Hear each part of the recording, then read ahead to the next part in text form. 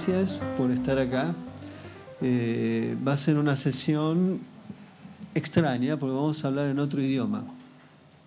Y no es ni el idioma de Stefan, no es el idioma de Rita y tampoco es mi idioma. Y es un idioma que por alguna razón se ha vuelto una lengua franca y lamentablemente tenemos que aceptar eso. Y el idioma es japonés, no, inglés. Pero bueno, ese es el único problema de este encuentro. Para los que no hablan inglés les pido disculpas, pero no hay otra forma de hacerlo. Para los que lo hablan, bueno, será como un encuentro que se hacen cuando uno empieza a estudiar inglés, encuentros de conversación. Va a servir como algo por el estilo. Entonces voy a pasar al otro idioma, al inglés. Welcome everybody. Thanks again to all the people here, particularly the people from Toma 3, which is the main place that all this conversation has been taking place since 2021. Here we have two great filmmakers with an extensive career. And the last two films, one from the other and the other from Rita and Stephan Komandarev. That's the way to pronounce your... Yeah, it's fine. Komandarev. Komandarev. Komandarev, okay, Komandarev. On one hand, he's from Bulgaria, and here is Rita Azevedo Gomez. So let's firstly say hello, welcome, and applaud for them. Thank you. It's quite strange, but the films are extremely different one from the other. One, Stefan, the film is called Made in EU, Hecho en Europa, sería la traducción. And in the case of Rita, it's a lovely title, Fuck the Police. There is an explanation about that. It's not that she doesn't like to speak properly, but it's an interesting title, and we'll find out a little bit about it. But the films are extremely different, one from the other. One is a kind of essay, and the other is a kind of strict fiction, very straight to the topics, without any other thing about. One of the best films I've seen in the topic that addresses. But they have something in common, which is about mistrust on Europe, in a way, or how Europe as an idea has been lost, or maybe never exist. We could think about it, but from very different perspectives. So let's begin with Rita, and then we'll go we are about to do a kind of dialectical conversation, not just with you and then him and goodbye, but one-on-one. So your film began with something particularly important in your life. You were diagnosed ill in a way. You didn't know exactly how much time I have. It seems to be that it was a very bad doctor, because that was in 2007, and you're still here.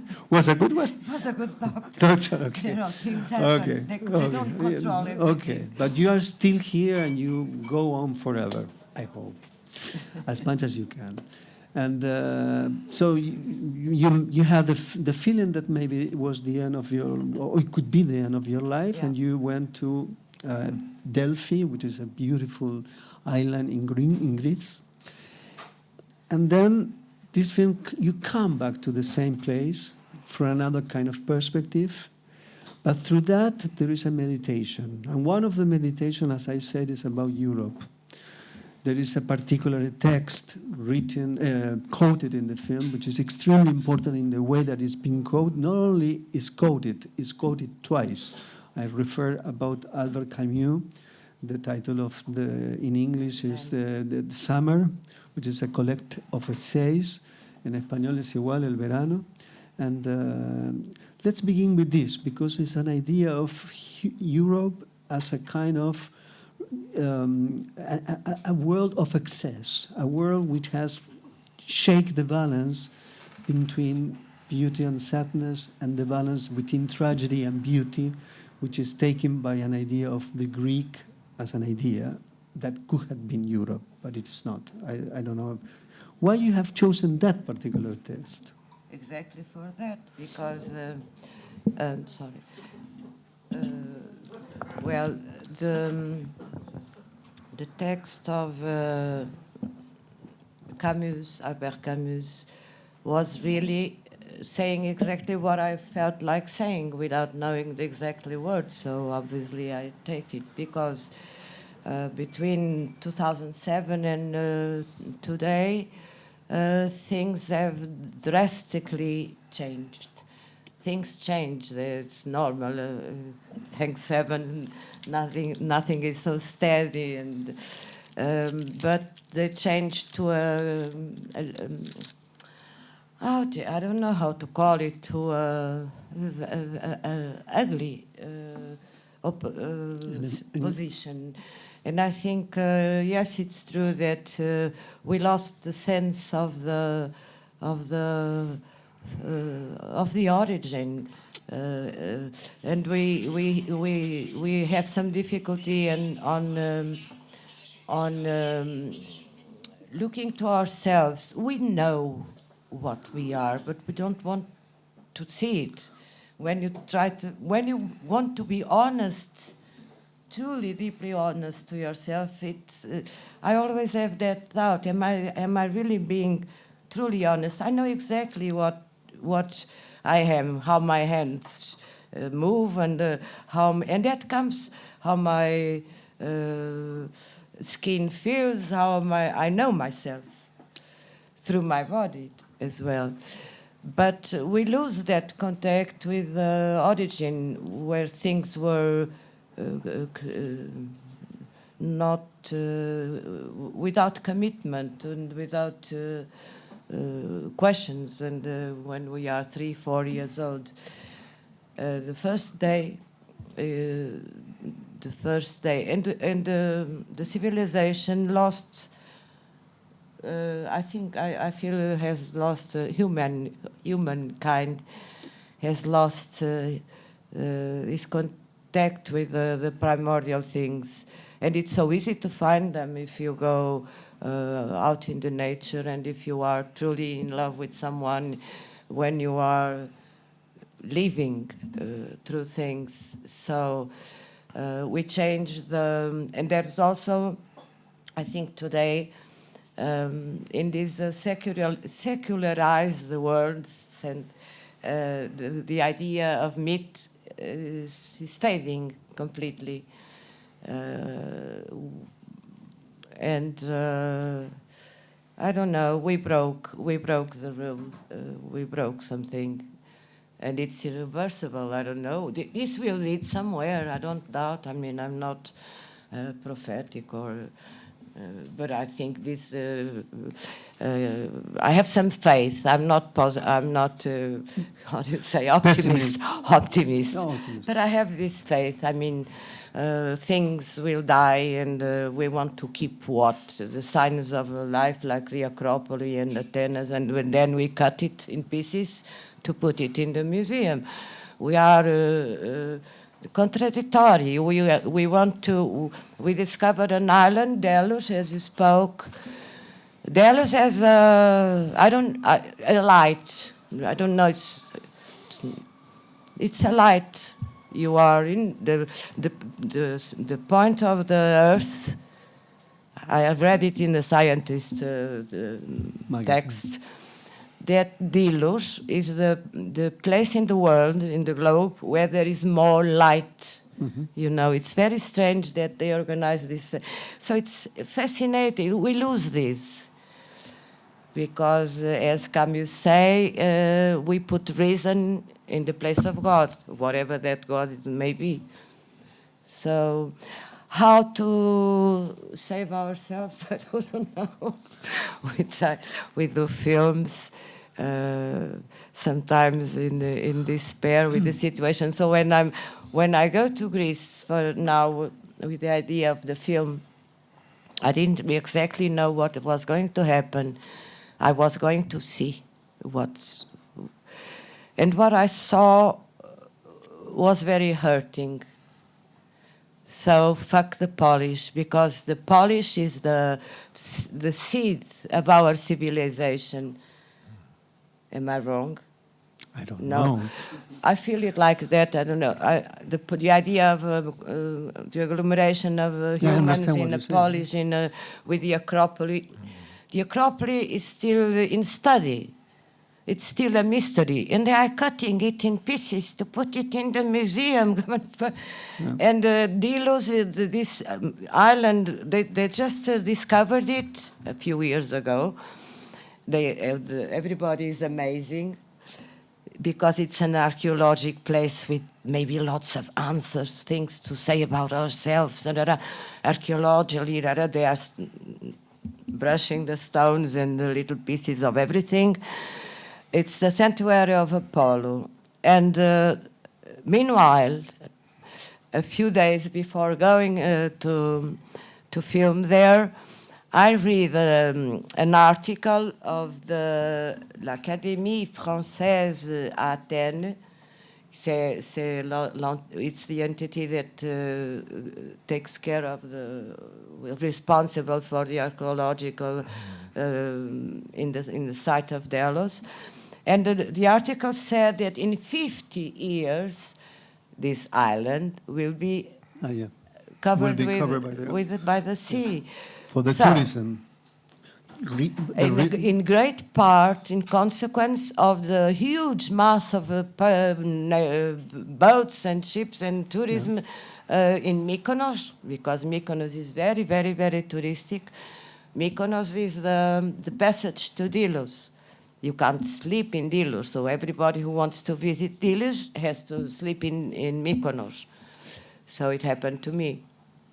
But so if you think a little bit, we are crazy beings. We eat ourselves like cannibals, we kill ourselves, we destroy the planet, and we smile, and that's a waste. But that's our nature. We will never get rid of that, no worries. It's going to be like that forever. Since we breathe, it will go on and on. If you go back in history, it's like cycles, permanent cycles. It's maybe like the weather, sun, tempest. It's Stephan, maybe it's not so much our blame. It's difficult to like a criminal, you know. Yeah. Hitchcock likes that. Well, Is Fritz Lang, is he really guilty? Yeah. He has the instinct of killing, poor guy, but is he really, really guilty? Mm-hmm. It's a tough question I don't to know. answer properly. Depends on the rules. If it is there, yeah, of course. But let me go with Stephan for a while, because Stephan has chosen in his last film. I was telling him, I think it's the best film on COVID because it's not a film on COVID, but takes COVID as a kind of, I would say, telescope, a microscope at the same time, in order to understand the basis of our nowadays societies, the structure of the work, the structure of the whole idea of working people, how the whole capitalism is being organized. So from a specific, a microscopic fact or situation, you could see from that point of view the whole situation of our times. So can you tell us a little bit, because that's my presentation, but there are something around, which is the particularly place of Eastern Europeans countries, particularly Bulgaria, in this settle. Can you tell us a little bit about this? In the European settle? Yeah, because the way that, first of all, you make a quite important statement in this, as the film it is, in the sense that Bulgaria as such it's a peripheral country, and workers are peripherias in the whole system. They are not anymore the system. They are periphery. This is not my statement. No, I know the film. Even it was in some European report of the European Commission that this part of Eastern Europe it's becoming periphery of the periphery. So I just took it, yeah. took it from there. But in general, it's a story about our dream, because it was a dream. I'm from this generation that spent 21 years of our life during communism. And after there was a dream about this Europe, united Europe, equal rights, freedom of speech, high level of cultural level and educational level. This was some friends of mine, they are joking, they light us with this dream. And so this dream somehow is very close to me, but when we see now the reality, we can say that this dream is not existing. Even one of the characters in the movie, Dr. Rusev, is what he said, that the Europe that we dream about, it's not existing anymore. But still, I'm optimist. Maybe some of you remember the first film that I came in here in the festival. I can imagine the world film, is big. No, not the world is big. Okay. The film was the directions. The Spanish title was Destinos. Okay. Very good title. And there was a joke there that Bulgaria is the country of optimists because all the pessimists and the realists already left. So I am from the optimists because I'm living there. So I'm trying with this movie to show some reality, to present an emotional story, but also to provoke discussion about what happens with this Europe that all of us we dream about, and is it possible to repair this dream? Already how much? 18 years after 1st of January 2007, the moment when Bulgaria entered in the European Union, like it was modern to say in the Union of Rich Countries. And the result is that during this period we lost more than 1/3 of the population. The economy is going down. The educational level is also going down. This is for me very important because I have 2 kids, 18 and 22 years old. So I don't believe that everything can change in one moment with some very brave action and everything will be perfect. I believe in the everyday efforts. And in my case, the everyday efforts means to make my movies in an honest way and to provoke. And already with this film, this happened in my country. There is a huge discussion everywhere about the movie, and this is what we wanted. Let's now go. It's curious because yes. sorry. No, please. No, I prefer you speak. A small Go to the detail. 2007, it's the same date. Yeah, it's true. In your film. Yeah. Yes, it's true. Yeah. And there was also, just to finish this, about 2007, now there is, because you said about Greece, it was very exciting to present the movie in Thessaloniki Film Festival, and the Greek audience was really...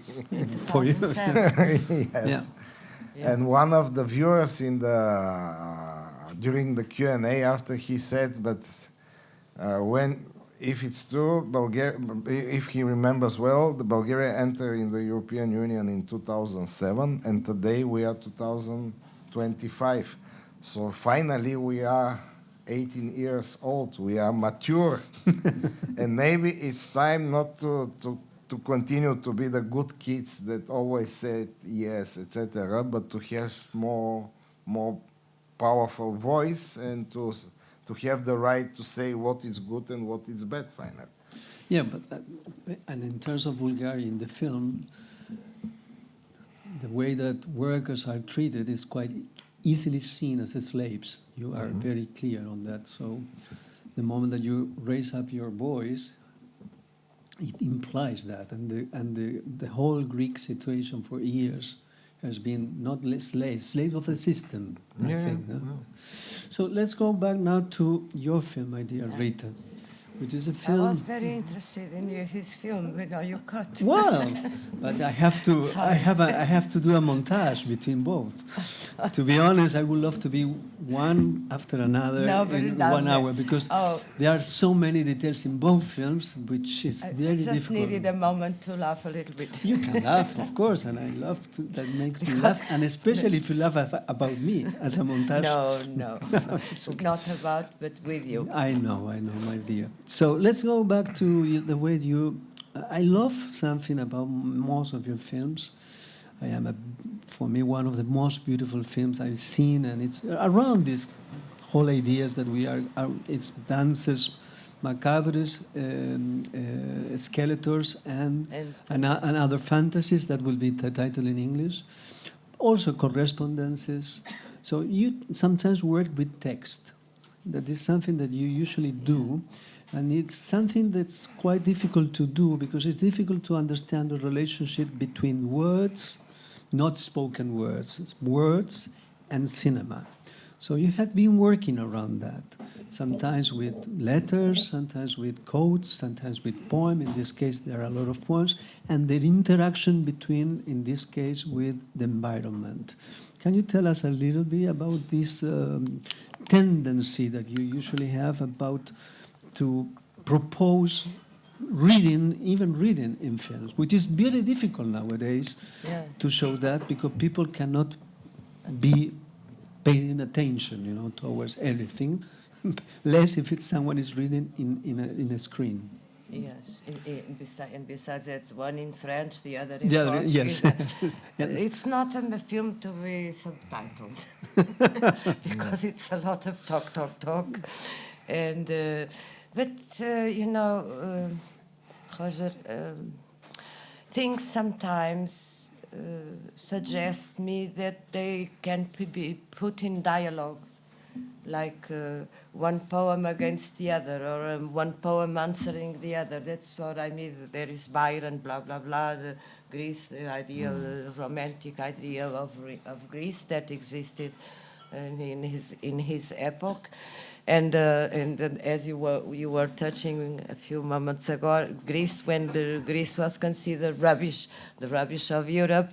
So we have lots of ways of looking back to Greece. But then in this, when you are preparing a film, you don't know exactly what you are going to film. The film has no script, no nothing. It's let's see what happens. And so suddenly I read a lot. I read things, obviously. So you incorporate that in the film. And I see this is like so convenient. So it's so yes. So I put, I think I have done that a lot in correspondences, but here it was more like two parts of the same thing. I don't know how to explain. But yes, I use text because I think I'm a lousy writer and a lousy speaker, so they say it much better than me, and I like a good text because the words, each word gives me an image. If you say glass or bottle, you have one bottle in your head. I have one, he has it. So, but there is an image in the pencil, and it comes. So it's very curious. So when the text is very rich in that way, normally I don't think I have to illustrate what the text is saying because it's in the words. And then the words are like a character somehow. I discovered that now. I don't know. Don't make me talk because I'm talking. No, but I start having ideas, and I think maybe it's not. No, so, but it's interesting. Yeah, words. A word is a very. I respect a lot. Usually, you know. the way that it has been conceived is the words are spoken by characters, not words are characters. That is an interesting Really? idea, Yeah. at least to explore, I guess. Let me go to Stefan. Something that I really appreciate of your film is the lack of sentimentality, which is, I think, is the core of the seriousness of the project. So, and that is also done in particularly fixed shot. You work with a specific distance sometimes. Can you tell us a little bit about the framing as a way of protecting the characters in a way, and helping them to be there and to allow us to respond to them without being guided? But you know, for every movie, we are spending months with my director of photography, even more, to think about the visual style of the movie. And of course, there is a huge difference in the visual style of some of my previous movie with this one. Here we decided from the beginning that we have much more close spaces, much more reflections. In order to, we choose also a format of the picture that is not this big screen, but it's more giving more attention to the face of the characters. Of course, during the movie, in some moment, we have more and more moving camera, handheld camera, but the beginning and big part of the movie, it was like this. And also, the important thing that we are trying to do for every movie is to do the biggest part of our work before the shooting. That means months and months of rehearsals, Okay. together with the DOP, together with the actors, including on the locations. Practically, we can say that the entire film is pre-shoot one time before the shooting. And first, we change a lot of things in this work, including on the script, because you saw the movie, and this line that is our main character, Eva, is sister of her brother, the right hand of the Italian owner. This was something that was created, this story was created during the rehearsals, and it was a proposition of my two actors. Okay. So somehow always I'm trying that the actors become something like a co-author of the script. And second, if you really, in my case, this is my way of working, if really we did our homework during the rehearsals, the shooting period, it's a pleasure, and there is no tension, and this is really giving the possibility to the actor, because they are the most important thing, to give the maximum of them, because they feel secure. We tried this many times, and especially this was mainly very important for our main actress, for Gergana Pletnyova, because with this film she did her best role until now. It's absolutely outstanding. And it was really a lot of work in the direction that less is more. To find a delicate way to show the emotion, the pain, the tension, etc. I hope that it works. We succeed. But I can. But there is a lot of work behind it. Yes, it cannot happen like this. No, it's very precise, that the rhythm, the ellipses, because there are many ellipses and important ones. And also one of the other result of this period of rehearsals, that we cut almost half of the dialogue. And I'm really very happy from this. If we can go with minimum dialogue, for me it's perfect. That is brave to be done, because sometimes something has written something and say, no, we have to use it because you spend a lot of time. But when the film needs something else, it needs something else. No, or if you can find a cinematographic way to say it, without words, it's much more powerful. No, but in your film, that is. I want again to have, and I love to, if you can tell me something about the singer, which it is quite amazing. At the very beginning, we heard her, and Maria Ferrante. yes. Not only she, also the musician who has worked on the sound and Ketze, I don't remember his name, Alexandre Zeca. which is outstanding. How you have thought about, because it's the opening and it's in the end she, and it's a very important for me, presence. I think I was lucky. I don't know, things happen. I love these things that happen in life that are not predicted, and suddenly you are surprised. And when it happened, when I first arrived in Greece in 2007, as Roger explained, I had bad news at the hospital. So I decided to go because I had this dream since I was a child to come to Greece one day. So I said, gee, now I cannot make this journey. So, but I was feeling well physically, so I said I must go now. And the first night I arrived there for by luck again, there was a concert in the amphitheater in Acropolis, and I wanted to see the amphitheater. I have asked if I could go in. They said it will not be possible. It's closed because of the fire that had occurred. And suddenly, when I go that night, when I go out to dinner, there was a concert. And I'm going to be more brief. I've made a lot of things to go in. In the end, this woman comes up the stage and starts singing, and the voice touched me so deeply that I had the feeling it's the Greek language in that voice and in that all the things. I had the feeling that I finally had landed on Greece, you know. And okay, I had a memory of this, but now when I was digging and listening to Greek music, which is not my the music I listen mostly, and that I like most, I must say.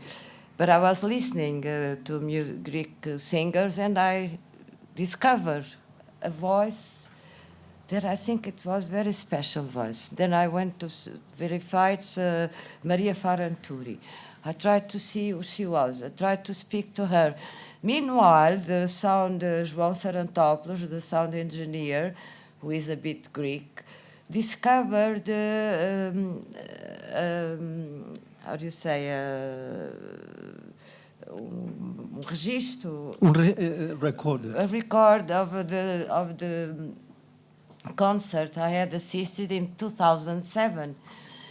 And I go to see the singers, and it's Maria Faranturi, it's Faranturi again. So I thought, something remains in these 20 years of collapse, and her voice has become more debile as well, probably. She's 80-something. So, but the voice still touched me the same way. It was very beautiful. So I was lucky because I finally, after could have an appointment with her. But I twisted a little bit the appointment, and I didn't have the chance to prepare anything. And I envy you a lot that you can work with actors long. It's my dream. Well, but then a little after, we had the camera, and that is at the end she's again in the film. Is lovely. They are telling me that I have to stop, and it's a big sad for me, because as you can see, there is not enough time. We go deeply in both cases, which I complain for next year not to guess at the same time, because it's impossible when you have extremely important filmmakers and they have something to say to be with them. And the best way to honor them is to be one along, and then I just say that because it's my way to say sorry. And You don't have to be sorry. I know, enjoyed being next to you. I know. But now I have to see his film and to see what is in his mind. I'm sorry in the name of No, my friend, it's okay. I'm not complaining to the festival. We have to think properly, because cases like that, it makes me feel completely. I want to kill myself in a way. No, but thank you so much for both Thank films. you. They're extremely significant, and I won't say anything else because there is no more time. Thank you so much. Muito Thank you. obrigado. Obrigado. I don't know how to say in Bulgarian. Gracias. Gracias. Благодаря. Gracias.